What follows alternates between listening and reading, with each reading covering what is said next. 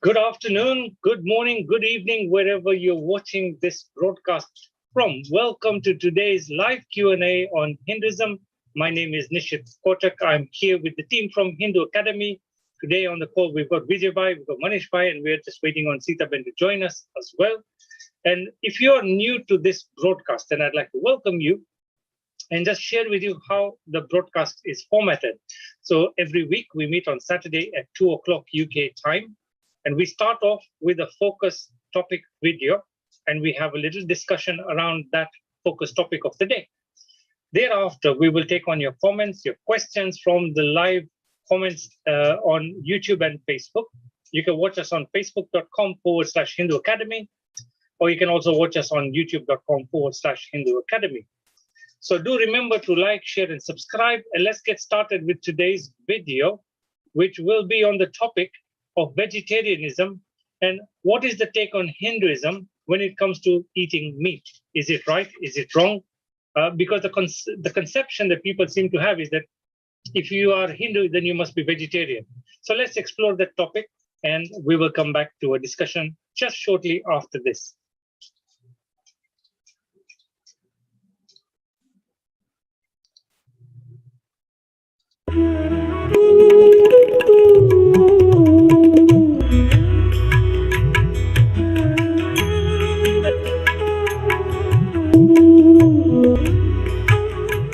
Okay, let me be very clear. Most people are confused. They think to be a Hindu, you must be a vegetarian.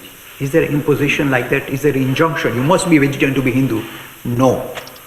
The only mention in the scripture of authority in the Vedas regarding what you eat or not eat is this. Simply says, revere all life, respect all life, including the plant life. They're alive too. The only mention about giving reverence to life is simply saying revere all life, plant life as well. This is honesty, Vedas.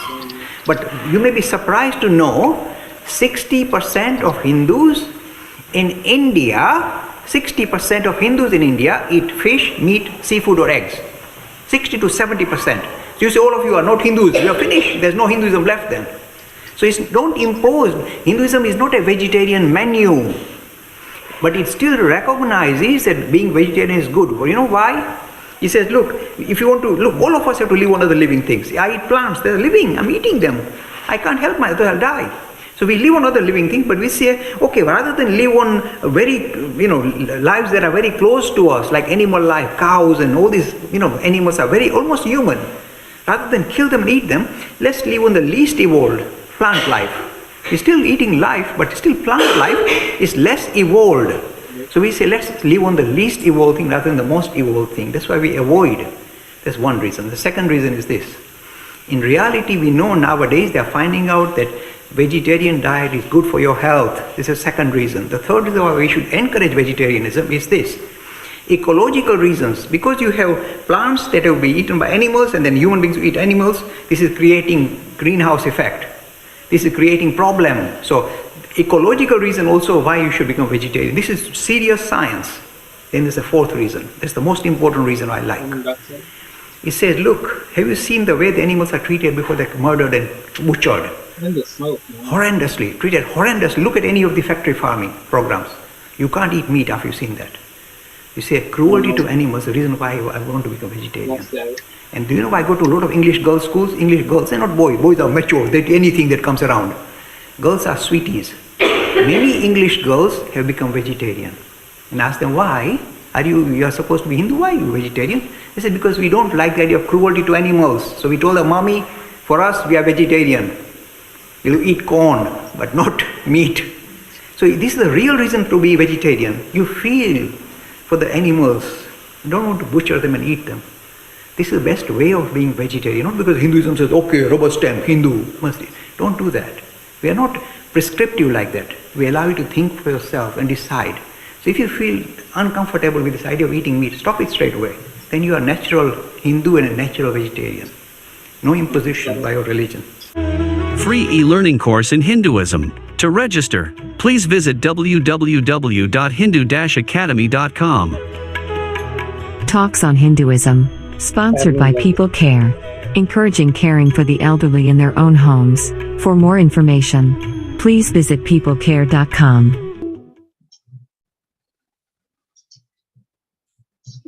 And we are back again to discuss the focus topic of today, which was on Hinduism and being a vegetarian. So I'd like to introduce my co-hosts. We got Manish Pai, and we've got Vijay Pai to carry on with the rest of the session for today. Manish Pai, over to you. Thank you, Nishit Bhai.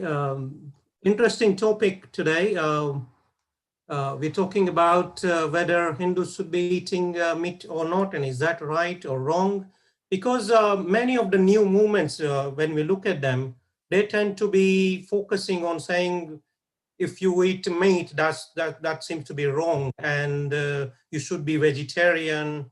And the movement now is gathering towards veganism. So where are we going with this, Vijay Bhai? Is it wrong to eat meat? And what do we do with Hindus who are, who likes eating meat and want to continue? Okay, I think this is a very interesting topic. The thing is, look, that there are many reasons which kind of decide our diet. The geographical reasons, historical reasons. I mean, for the example, in the case of India, if you look at that, India has got a vast coastline. So it's not surprising that a lot of people rely on the sea for their food, like fishing. Similarly, if you look at Nepal, where it's quite hilly areas, you see a lot of Nepalese. They do eat meat because growing other stuff is much more tougher, right? So quite often, I think we should try to avoid the idea of saying that, look, everybody must behave in one particular way in what they eat. Because Hinduism is a very, very broad kind of religion, and it encompasses all kinds of people, all kinds of, it kind of covers the whole of humanity. So of course, there's going to be variation. But nevertheless, having said that, Hindus do revere life, all life, even plant life. I mean, if you look at the fact that we have the tulsi plant to show reverence to the, the plant life, and we have the mother cow, which is reverence for the, animal kingdom. So we revere all life.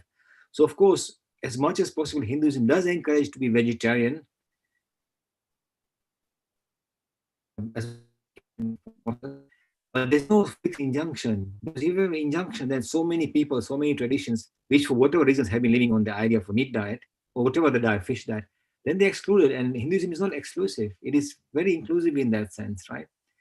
I'll give you one example of my own family. I used to talk to my grandfather when I was in India. And he was a farmer. And what he told me was every 2-3 years, he gets one crop. 1 year there's a drought. Second year there's a locust attack, and there's all kinds of. So if a farmer is struggling to feed his family with grain, yes, can you imagine somebody who's not a farmer, how they can struggle with eating food? So there are very many reasons why people eat different things. Well, of course, this day and age, we are very lucky because of modern science and the abundance of food we grow nowadays. And we have moved far more ahead in scientific ways of producing food. So it makes sense to be trying to be more and more vegetarian. But the other thing also is that the fact that cruelty is a lot. And that's one of the reasons why I've become a vegan for the last 4 or 5 years. Is the cruelty to animals is immense. If you look at the battery hens, where the eggs are produced, the milk production is really, really cruel. So even for that reason, you said, look, as a Hindu, I should try and stay away. So there are many reasons why we should go vegetarian and should encourage it, but we should be very careful not to impose it forcefully on others, because everybody is different and different reasons on how they grew up, what area they live in. Again, if I talk to people who live in the north of the world, the Sami people and all the Nayat people, which are like, they live on reindeer and that's their life. So I think we have to be careful not to impose on anybody. But yes, we should try and eat, as Jay Bhai explained, a life which is as far away from us in terms of evolution, like plant life. And that's the best way to try and reduce the harm or suffering we do to this world. So I think by and large, that is kind of the way of we should look at it, as Hindus. Wonderful answer, Vijay Bhai. A couple of things you mentioned. So first one, when we talk on topics like this, some people always want to have a look at the books and say, what are our books saying? So what do the books say? And the second is some Abrahamic people tend to be pointing and saying, look, your Vedas say have an incident of someone eating beef. So eating beef is allowed. How do we respond to them? Okay, one thing about the Vedic scriptures, look, there are, to be honest, this might take, right? There are places I've seen that it does talk about animal sacrifice. However, the Vedas, the way they do it is a very, very severe kind of manner, because they have to do a special ceremony, a special havan. Only in those rare cases when they have these special ceremonies, they would sacrifice and eat as kind of as prasad. But that's a very ancient kind of way of looking at it. But by and large, even the Vedas, in many, many places, it makes it very clear that all life is sacred and they should be revered. So in that sense, obviously, thinking on that angle, it makes sense to eat as much as possible plant life. But the fact that when somebody comes to us, oh, because it says in one place that, oh, you should eat meat. Look, we are not religion of a book. Please keep that in mind. The Vedas is a collection of experiential, of experience of many, many rishis. So those Vedas are just a guide for us. Ultimately, we have to think for ourselves. Abrahamic faith, they are taught to believe something is a word of God fixed, and just switch your brain off and just believe. So they think the same, that Hindus should behave in the same manner. Because a particular book says something, why are you not doing it? Hinduism doesn't work like that, yeah? You think for yourself. But I would say in this day and age, we are very lucky that we have abundance of vegetarian food and all kinds of food, protein food, we've got pulses, beans. So in this day and age, I think the Vedic time, remember, take it in a context as well. At that time, the way things would work would be different. So by and large, even though the Vedas may in some places talk about animal sacrifice and maybe eating of some sanctified meat, but be careful, doesn't mean that it applies today as well, yeah? So think for yourself in that sense, yeah? That's what I would say on that particular question, yeah. Wonderful. So as you said, Vedas, say many different things, and there are many other books which talk about these things as well. So there are many opinions, and as I said, all life is considered revered, so sacred. So Yeah. we should, not be reliant on one particular chapter verse. We should be looking at in context. Correct. You talked about this considering plant as least evolved, which is what Jay Bhai mentioned. And some people take objection to this, saying, how can you say plant is least evolved and animals are more evolved? And is eating plants okay? Is that not taking life as well? Vijay Bhai? Sorry, can you repeat the question? I missed a little bit about it. So just repeat again if you don't mind, yeah. Okay, no problem. So some people tend to object that how can you say plants are least evolved and animals are more evolved? And the second part is eating, if the plants are also living thing, is it okay to eat plants? Okay, look, the fact is, the reality is that life lives on life. That's the reality we live in. There is no way you can say that, oh, I'm living on stones or, mud. It doesn't work. Life does live on life. That's actually a fact. So we can't avoid that. But look, the animals, the mammal, example, the mammalian kingdom, why are we called mammals? Why are we grouped together by evolution? Because mammals is the idea of breast, right? Giving milk to young ones. So actually, Hindus don't see animals as, all life is sacred. All life has souls in Hinduism. Even plants have souls, so do animals. But look at the example of animals. If I hurt a cow, then I'm hurting its children or something. There's more social kind of bonding among animals. Actually, the highly evolved animals like, elephants or dolphins, they are much more highly evolved. So by killing one animal, you're not actually only killing the animal, you actually disturb the whole ecosystem of that particular, species. And that causes a big impact. I mean, today, actually, the worst things are happening than that. The amount of fishing we do, overfishing in the seas, is destroying so much of the ecosystem. And even the idea of growing animals for food, as you realize, as Jay Bhai mentioned, if you look at the pyramid kind of a picture we have from plants, the amount of plants required to produce 1 kilo of meat, is so much wastage, so much damage in the environment. Why not have the plant itself? So in that sense, think a bit more that, look, plant life, okay, agrees, life as well. But in all other mechanisms, in terms of environmental benefits, in terms of being much further away from us, in terms of evolution. And by the way, remember, plant life actually relies on the idea that if we don't eat the seeds, how we disperse them. So plants actually, in some plants, require the idea that we actually eat them to disperse seed. That's how they're designed, yeah? The idea of how the fruiting and whatever works. But you have a valid point. But I think animals, I would say that the damage we do to the environment by eating animals is far, far higher than the plants. But yes, there is no escaping that life is living on life. That's a fact that we have. I mean, I remember my mother saying that we should pray to God even if eating plants because you're damaging something, regardless. So that's the kind of inner gist, right? So Hindus say eat least evil plants, which cause least damage, least life, and that's plant life in that sense. Yeah. Wonderful answer, Vijay bhai. And you mentioned about this industrialization of whole of this meat industry, the fishery industry, and the whole industrialization process. So in the 150 years ago, what we had is people had their own animals and they used to butcher and eat. So they could be relating themselves to the act of killing. So, and they saw what they did to the animals. Nowadays, what happens is these things happen in factories where people are basically quite away from it and not sure how these animals are treated and know what's going on with this animal kingdom. So how is this industrialization made the matter worse for animals? And should we be now considering even having cow milk as considered a problem? Is that a problem now because of industrialization of this industry, milk industry? Yes. So actually, the thing is that welcome, Sita, by the way. But the thing is that Manish bhai, you're very right. I mean, I've talked to my neighbors, in England, or English who have grown up in this country, and they used to tell me that they ate meat only maybe once a week or once every 2 weeks. The diet was potatoes, leeks, whatever.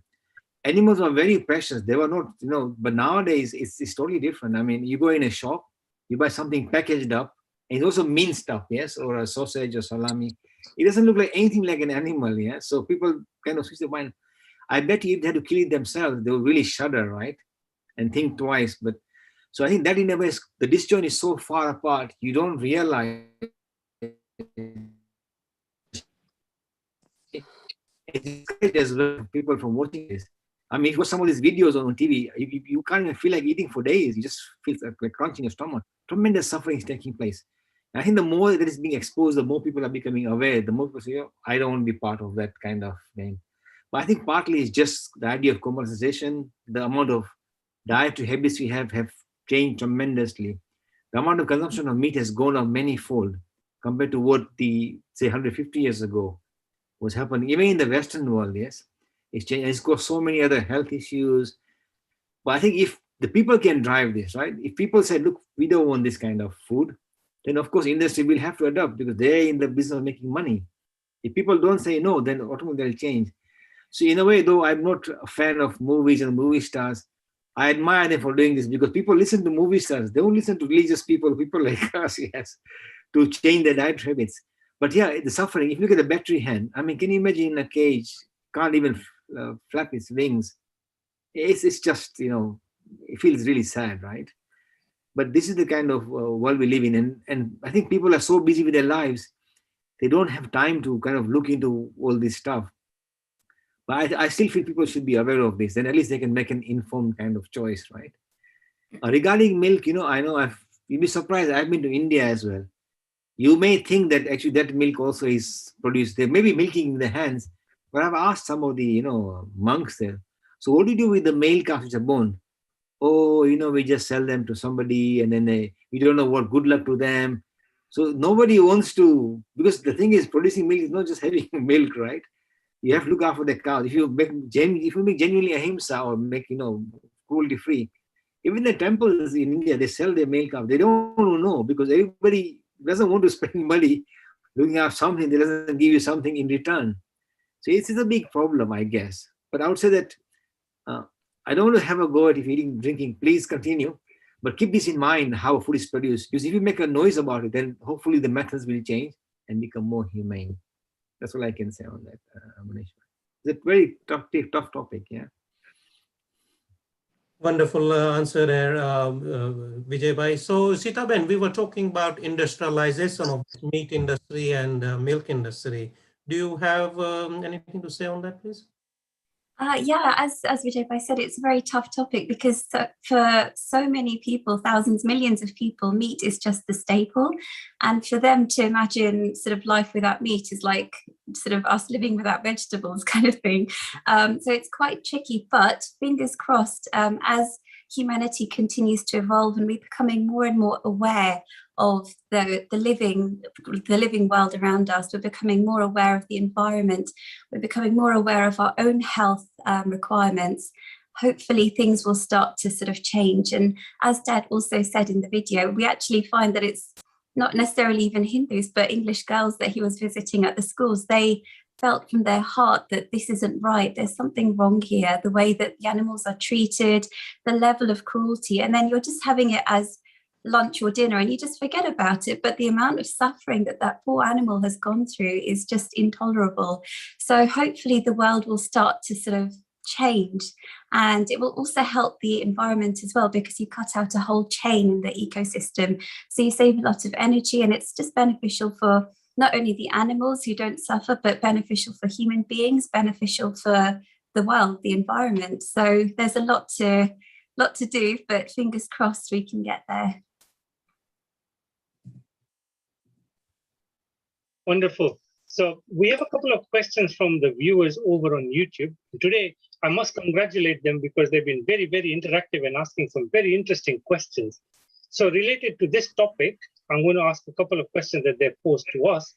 The first of which is, are unfertilized eggs counted as vegetarian?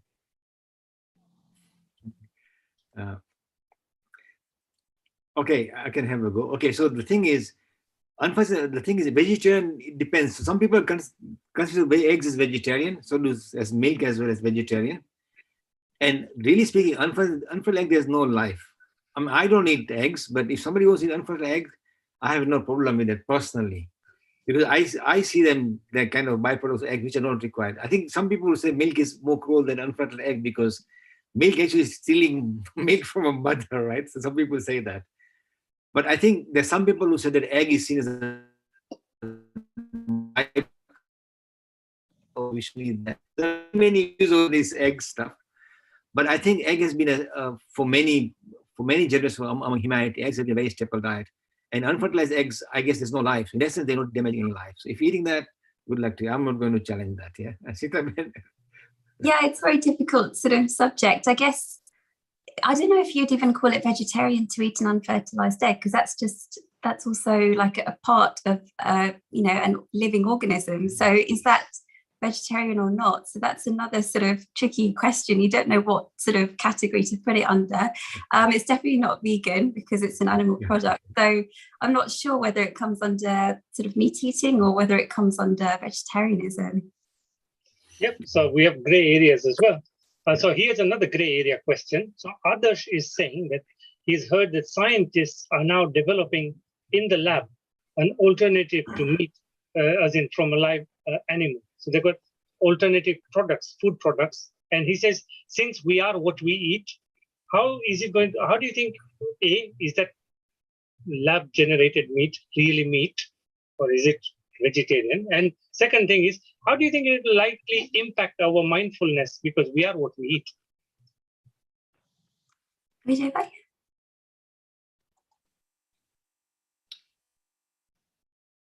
Oh, what's happened? Oh, Okay, so I was saying that, regarding the lab-grown meat, look, I'm very pleased with that if it works out. It means you don't have to kill animals, just take a few cells and grow it, right? Of course, if you grow as a vegetarian, you won't even look at that because it still looks like meat. But I think as an alternative, from what I know, people who have had lab-grown meat, they can't see the difference in taste. And that was to me like, yippee, yay, people can have that in McDonald's and whatever, they won't know the difference, right? I mean, let's face it, even the meat they get now is so highly processed and it's anything like meat anyway. So I don't see why they should be opposing any to the idea of lab-grown meat. I think it'll work out very well. So if that works out, then I'm all for it. But I suspect that the guys, the scientists who are growing this lab-grown meat, is not because of cruelty. I think it's more to do with the idea of business and profit. If they can massively grow this meat in a lab and it's cheaper, there's more money to be made. So the driving forces are different, But hey, it's a beneficial for animals, and I'm all for it. Please, if it works, I'm glad. That's all I can say on that. Sitaben. Yeah, no, that's exactly what I think too. I mean, it does sort of inadvertently mean that animals aren't having to suffer. It also means that there's no sort of extra chain in the ecological system. And if it sort of satisfies the needs of meat eaters, then I think that's all positive. I don't think there's any sort of negative. And the companies are benefiting, so they've got a financial incentive to try and focus on this side of it rather than actually growing livestock and having them suffer. So hopefully it's a win-win situation. And these days you see all of these sort of fake meat sort of products like corn. You even get like beetroot burgers I've seen, because they even look like meat. And I remember having one time and I was like, have they made a mistake? This is definitely vegetarian. So yeah, people are coming up with innovative ways of making meat-like products, but they're vegetarian, which is great. So that brings me to my last question, which is what I'm interested in looking at it is, if somebody was to purchase a meat alternative, which is vegetarian, so soya-based product or whatever it may be, right? It is vegetarian ethically, but then you are enjoying it in the concept of meat. So what's going on with that? Aren't we supposed to just stay away from meat, totally, and not just toy around with the idea even? It's a very interesting situation, Nishit Bhai, because I actually went to, there's a place down my road. It's called Mr. Man. It's a vegan place, Chinese vegan place. But all the names are like chicken this, lamb this. But of course, it's all tofu based, right? And just the name puts me off. So I wouldn't even touch it. I'll stick with the spring rolls. But my children are quite happy because they say, yeah, it's just tofu. Just the name is putting off. So they have it because they don't mind. But I think for some people, it's just psychologically, we are so deeply ingrained with the vegetarian, so it's different. But for the meat eaters, is a big boost because they say, look, yeah, okay, this looks like same texture, same, and they enjoy it. I'll give you one example. I was working in Germany, and in McDonald's, they have a vegan burger, beetroot-based burger, Sita was mentioning. And the smell and the texture is so red. I didn't eat it because when I saw it, it actually looks like, literally like meat. And I just said, I'm not going to eating that. They cannot see any difference from the taste. So I guess the modern generation, people who are meat eating, for them it's a very, because most people, as we mentioned earlier, the most generations have not seen how the meat is produced. It's so far away. By the time it comes to the table, it's just some sort of food, right?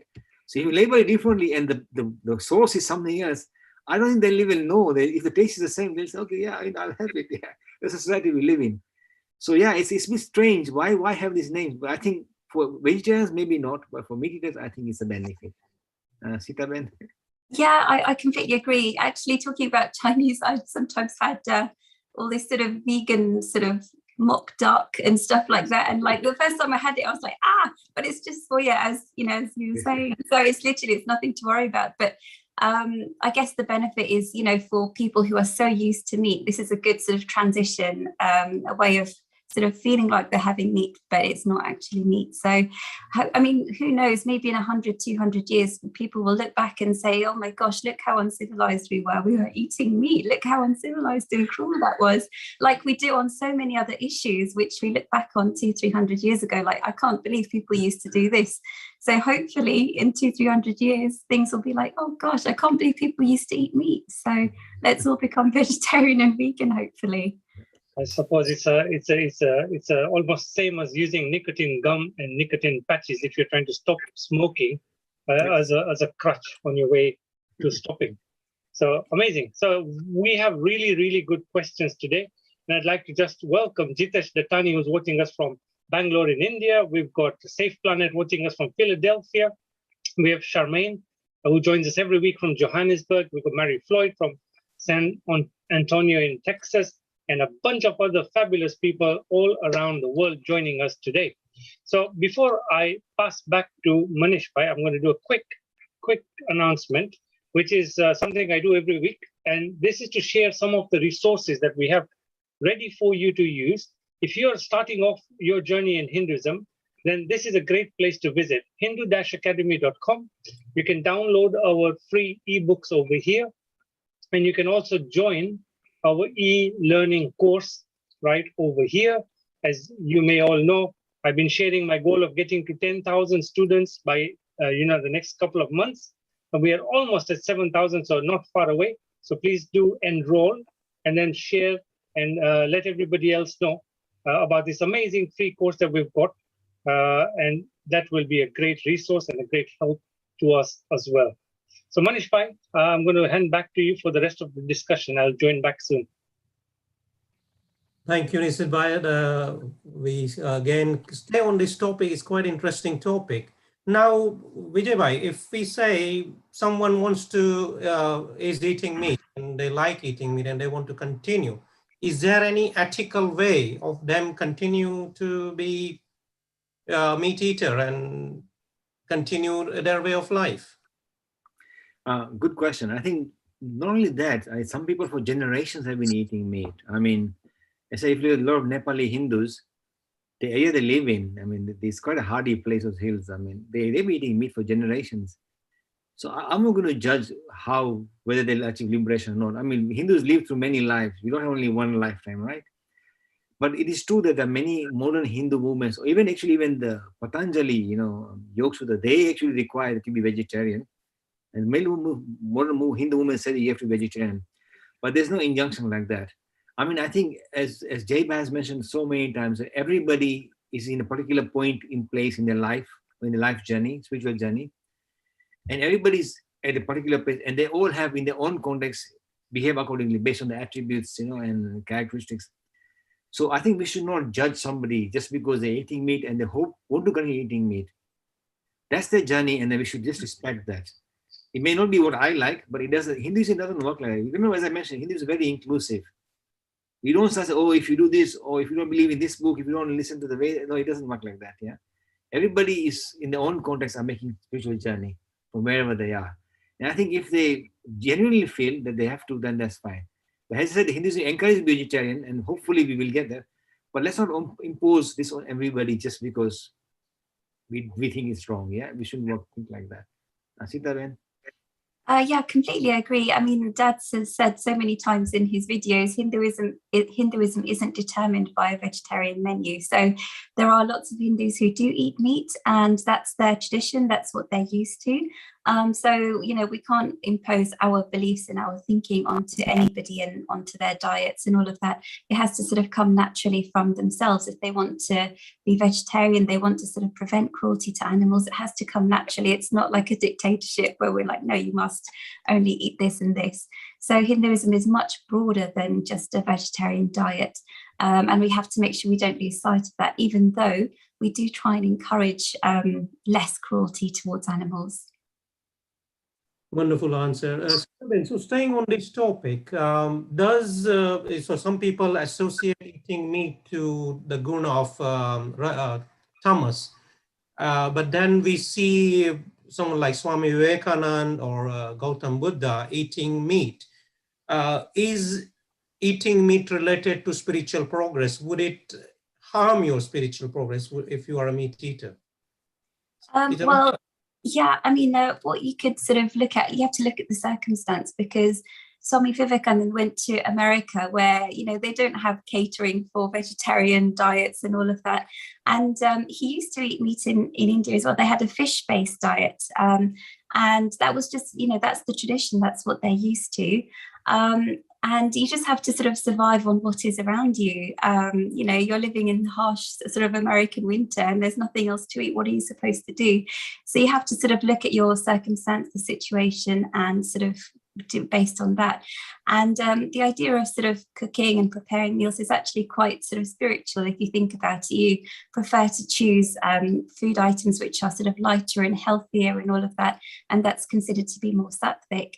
And the intention in which you sort of prepare the food as well is also very important. So, if you do it with the intention of offering it to God first, then, it's going to have some benefit to you as well.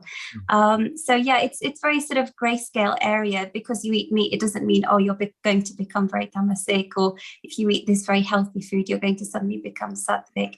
It's a very grayscale area, and we have to operate on the tools and the things that are around us at any particular time. We just have to make sure we do the best we can in any particular circumstance. Vijay Bhai? I think one extra point to add here is that every person is different again, because it is true that a lot of scriptures say, and I kind of agree as well, that some of the lighter foods we have, sattvic foods, are, I guess, much healthier for you and maybe calmer for you. But some people like we're so highly evolved, so highly spiritual. So I think every person, you can't just judge everybody in the equal kind of measure. And one thing I think to mention when I'm reading some Vivekananda's, complete works, somebody who spends 18 hours a day, just lecture after lecture, Tara, I think if we started worrying about food, we would have not had those lectures, believe me, we would not be here. So I think every circumstance is different. But yes, by and large, we encourage, even within the vegetarian foods, you'd be surprised. People who say things like, onions, garlic, they're considered more rajasic than others because they're much more stronger vegetables, or like, chilies. So there's a different kind of layers of food. But different people will be affected by food differently, not in the same way. I think we should keep that in mind as well. Yeah. Wonderful answer there, Sitaben Vijay. Next question we take is from Prasant Tripathi.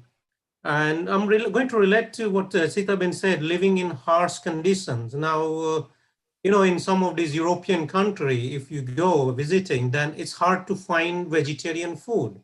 And if you're just visiting and don't have cooking utensils and stuff, it's quite difficult to pick out or find a place where you will find these things. So how should we do that? How should we deal with that situation? And also, some people, there are bakery products and there are products which we are not sure, and they may have eggs or some meat in it. How do we deal with that? Should we be checking all the labels and making sure we are not eating this? Oh, sorry. Yes, I mean, it's very, very difficult to know. I guess it depends on you individually as a person. So some people are very sort of particular about, if they go to a restaurant, make sure that the same utensils for meat are not used for vegetables or whatever. But it's very, very difficult to know when you're eating out. How do you know? I mean, you can ask, but you're never really sure how the food is prepared. So, I mean, I personally would sort of say, you just have to sort of take a gamble. Otherwise, how are you going to live your life? You're not going to be able to eat out anywhere, kind of thing. But then there are other people who are very strict and they would only sort of choose only a purely vegetarian restaurant or a vegan restaurant. And that's totally up to them as well. But as you say, sometimes you're in a foreign country or you're in a different environment and you're starving and you need to find somewhere to eat. So sometimes you may have no choice, and that doesn't make you a bad human being at all. You have to survive, we have to eat at regular intervals. That's just how we're made. So if you're stuck, you have to, I guess. And life is grayscale. We can never sort of live in sort of different separate compartments. It's all very sort of complicated, really. But we just have to do the best under the circumstance in which we are in, I guess. Vijay Bhai? Yeah, I think what you mentioned, that you're right, in Northern Europe, there are a lot of harsh places. And of course, like as I mentioned earlier, the Sami people of, the Arctic, and also the Nanette people, I think in Russia, it's all these Eskimos. I mean, their diet is reindeer or fish, right?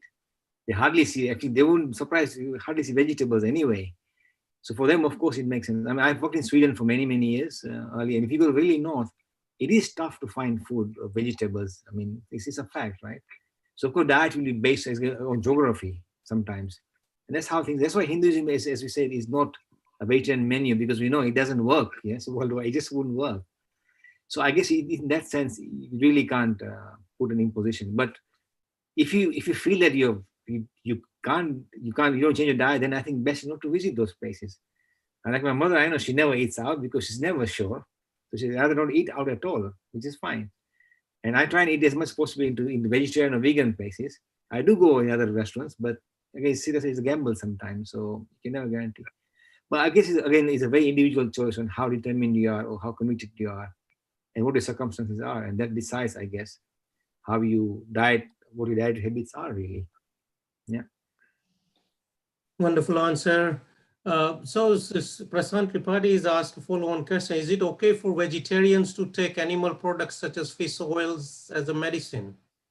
Vijay Bhai? Look, for medicine, I'll tell you, if it really severely affects your health, this is my personal take. Even though I'm a vegan, take it. I'm telling you now, because your life is quite sacred, right? If you find other alternatives, then please do that. Because I mean, I always, when I go to the doctor, I always say, look, don't give me capsules because they have gelatin, on that. But I know that some people I'm aware of, they don't have any other options. Then I don't say, oh, you should now, don't worry if you get unhealthy, don't take it. The fact is, a lot of medicines are made like that. For survival, please, that's my view, please take it. Unless you're very, very strict and you want to suffer your health, then it's up to you.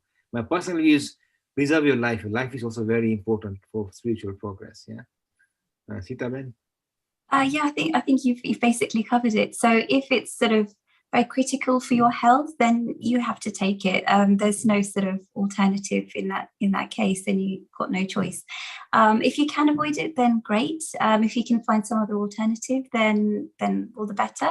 But as we've said, life is complicated, and you're sort of in different circumstances. You're in different health circumstances. Certain medical advancements haven't happened where a sort of a particular medication can't be produced in a vegan or vegetarian sort of context, then there's nothing you can do about it. So yeah, sometimes fish oils or whatever, they're necessary, then you have to take them because, as Vijay Bhai said, you are Atman, you are spirit. You have to preserve your life in the best way that you can. Wonderful answer, Sitaben. We take, this question we get asked many times. Sasi Vardhan saying, hello, this is the first interaction on complete books of Hinduism. Now, people normally ask, where is the, about Vedas, where can we find the original Vedas? And there are many links and there are many Sanskrit documents and things. But what we say to people, if you're starting out, start from our book. Learn the Hinduism in structured manner, and Sitaben, along with Jai Bhai, has produced two very good books which teach Hinduism in a very simple, structured and simple manner, and it presents. They have tried to present comprehensive Hinduism.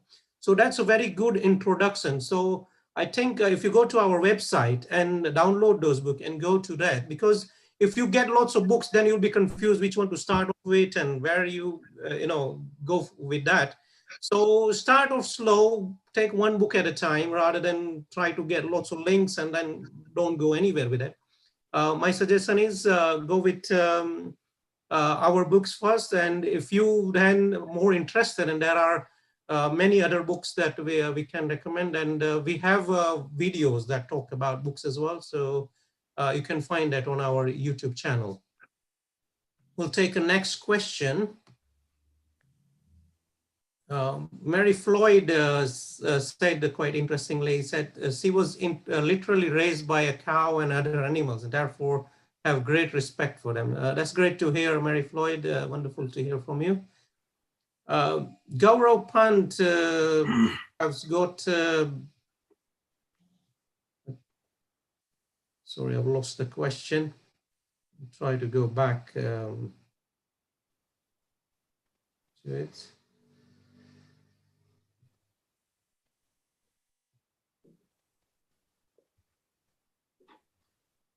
Sorry, I'll have to leave that one out. But that question from Gaurav Pant seemed to be mistranslation of Bhagavad Gita verse. So I would ask him to have a look at Bhagavad Gita websites and check the different words and translation of that, and you'll be quite surprised at how mistranslated that verse is.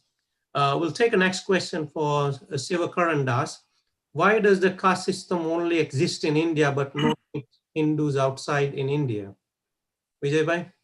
Okay, that's actually not true. The caste word has just been is a label to put on Indian system of classification. But I'll make it very clear, it happens everywhere. In every society in the world, it had it. And I mentioned earlier, as a German, I think one German philosopher say that in the West, they had a system where they had the nobles, the knights, the merchants, and the serfs. Entire Europe should be just 150 years ago, this was there. It just in this century, that the last century, that actually only last 100 years, they've actually moved away from this classification. But by and large, even in the Western, even in the Arab world, they used to have the slaves and categories. So it's not new. So don't feel that, I don't know, for some reason we have been so mentally trained to think that this classification only happens in India. That's actually very false, first of all. That doesn't mean that we should not be introspective and check out why we have it, and we should try and sort this out. So we should try and fix this caste problem. We have no doubt, discrimination. But classification has always been there by and large. Even today, there's a class system in the UK. I mean, as Jay mentioned, we have the royal family by blood, they have special rights. So it's not gone. So don't think that it's not in other countries. It's everywhere. But as I said, the name caste, because we call it Varna in India, color, right? Which means very different thing. Caste is just a name given from overseas. So they don't call their caste. Doesn't mean that it's that different from ours. It's just kind of how we use words, basically, yeah. So it's not true. That's what I can say on that. Sitaben? Yeah, no, that's great. And just to sort of add on that, as because you were mentioning about Hindus outside of India sort of not practicing the caste system. So, I mean, because we're living in a very different circumstance to, sort of villages in India. So we have the opportunity outside of India to sort of become doctors, become nurses, become whatever you like, lawyers, solicitors, whatever you like. And your parents will not say, no, don't do that because our ancestors were shoemakers, so you have to be a shoemaker. That's never the case. But in certain circumstances in India, when you sort of look at very poor villages, and the only way that a father can teach his son any kind of skill is they were a shoemaker or they were a farmer. And this is the only skill that they can use to pass on to their child to then grow up and earn a living from. Then you understand why it sort of becomes hereditary. But having said that, the circumstances in India are changing dramatically over the last 10 sort of years. And there is so much room for sort of social growth. And the economic landscape has changed dramatically and continues to change.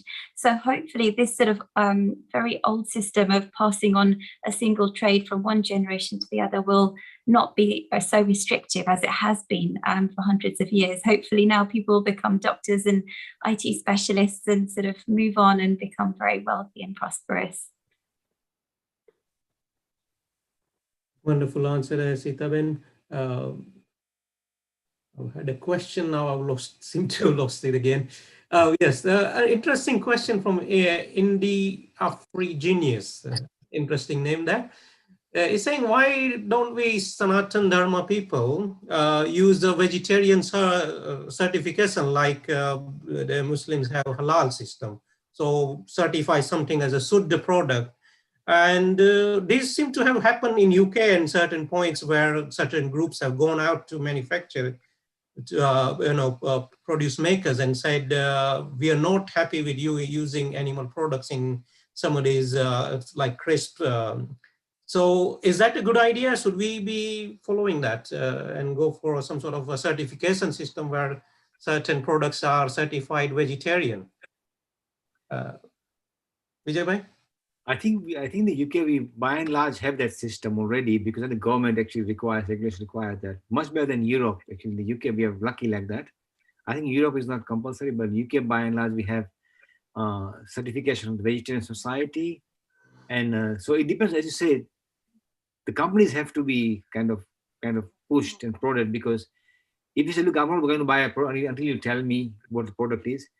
If enough people, money again drives this, right? Then they will do it. And that's happened in many products, you see, stamped by the Vegetarian Society or Vegan Society now is stamped. So by and large, I think in UK, we are lucky we are lucky in that sense. But of course, if you really like some product and you're not sure, then we just have to go and ask them, look, we've got a huge number of people, we are going to buy a product. And believe me, if they've got a critical mass and they're losing money, they will do it. There's no doubt about it. They always are there. It's just the driving force is greed and money is what we're going to dangle the carrot in front of them. Look, no money if you don't do this, and they will do it, right? That's how things work, unfortunately. Sitaben. Yeah, I think you've basically covered it, especially in the UK. The sort of food labeling or food standards or whatever really sort of make sure that everything is properly labeled and you can sort of find out exactly what's in every sort of product. So we're very lucky in the UK. I'm not sure what it's like in other parts of the world. But yeah, so I don't think we need to sort of, as Hindus, produce like a separate sort of certification system. As Vijay Bhai said, it's already there. As long as it's vegetarian or vegan, then we're happy, I think. So we just have to sort of read the labels, and depending on how strict you are or not so strict you are, just sort of take care of what you're eating and try and be as ethical as you can in your choices. Wonderful answer, as there you go. We can have our way once we are looking to this matter and work the way Vijay Bhai suggested. Ekta Goblin is asking, may you speak about Kalima and the left-hand part? Now, left-hand part is talking about Tantra and Kalima.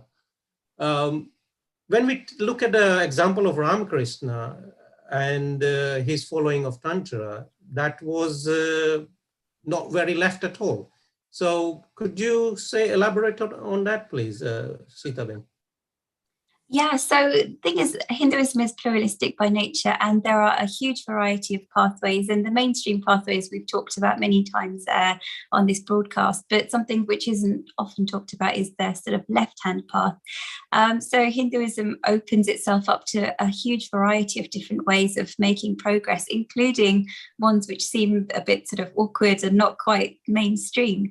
I mean, it's sort of generally recommended that we try and follow the mainstream pathways, because if you follow the left-hand path, it's very easy to sort of, get on a convoluted journey and not make spiritual progress. But it's very interesting that Sri Ramakrishna was actually taught this by Bhairavi Brahmani, and it in a way sort of shows that you can make spiritual progress even in these seemingly sort of awkward or sort of, not mainstream pathways. But it's probably recommended that if you can, it's probably better to follow the mainstream pathways, because it's less likely that you'll get lost along the way. Vijay Bhai? I think you made a very valid point, Sitaben. We have to be very careful, because for the tantric traditions, I mean, again, the word tantra is very broadly used in very different ways. But talking about the left-hand part, when somebody is highly, very spiritually evolved, like Ramakrishna Paramahans, for him doing tantric path is not a problem at all, because he can actually understand that. By and large, for most of laymen, like I would not do tantric stuff, because because I'm not that spiritually evolved to try the other amazing, different, awkward paths. Hinduism, again, Sitaben mentioned, very pluralistic. There's so many ways you can do things.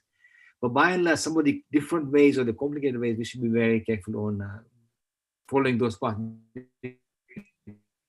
Because your health, you be very careful. Only for very highly spiritually evolved, people, we should really be allowed to kind of focus on those kind of ideas. I think also mentioned about Kali Maya, Manish, did you at the start? So I think remember Kali, the idea of Kali is because it's seen as the skulls. Remember, Kali represents time, and time is to do with everything ultimately is going to get destroyed. So we should keep that. When looking at image of Kali, remember that ultimately what is true, everything else is not really relevant, and that's how we should see Kali as in the concept of time. That's kind of the best to see it. Of course, Kali has been used by many people for their own kind of weird, beliefs, but be careful, because you have all the Thuggy cults, all that came out because of that. But by and large, Kali is very, very one way of looking at the mother goddess. The mother goddess can sing many different ways, and the idea of time, time is the old destroyer. It's another way of seeing Kali Ma. It reminds me of a very interesting scene. If you've ever seen the movie of Lord of the Rings, there's a question and answer. A creature, Gollum, and one of the characters. It talks about time. Death devours everything. That's what Kali actually is a form of, right, in that sense. But yeah, so Kali, please don't see it in the sense of something like very weird or strange. It's a real thing, that time is an important thing. We forget that ultimately everything's going to get destroyed. Keep that in mind, yeah. Manish Bhai. Wonderful answer, Vijay Bhai. We take our next question, which is about Mother Goddess. So Arjun Porali is asking, usually everyone describes Mother Goddess as the power, Shakti of God, but I worship Devi as a mother form of Brahman. Is that okay?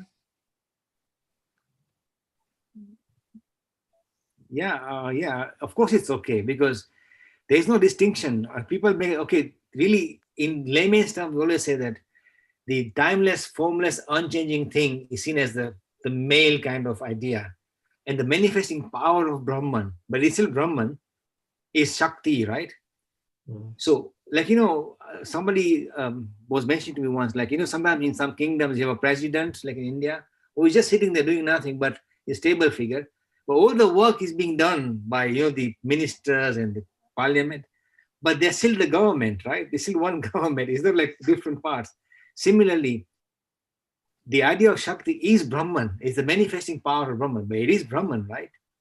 It may be a timeless, formless, unchanging entity, but it is the manifesting power, so it is still Brahman. So yes, please worship Mother Goddess as Brahman. There's absolutely no problem with that.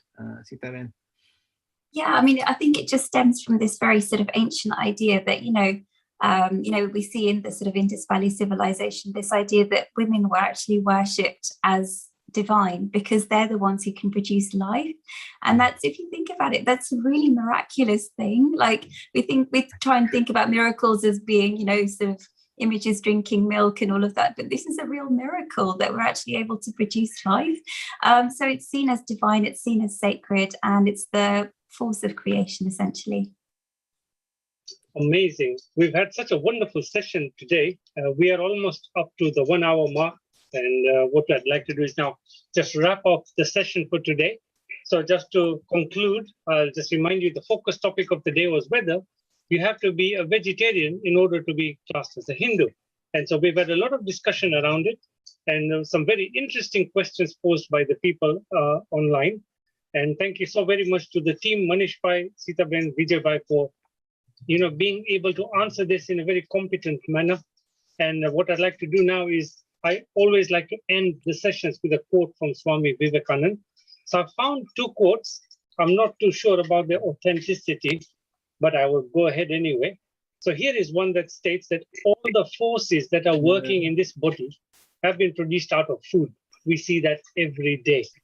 And the second one is that put God behind everything, human beings, animals, food, and work, and make this a habit. If you have these two things in your mind as you go about with your daily activities and your eating habits change, and I'm sure you will go very, very far. So with that, what I'd like to do is just call my team back on, and we'll wish you a great week ahead. And we look forward to seeing you all back on Saturday next week, 2 o'clock time. And as always, we love seeing all the regulars who come on every week from all over the world. And we do appreciate all your comments and your contributions.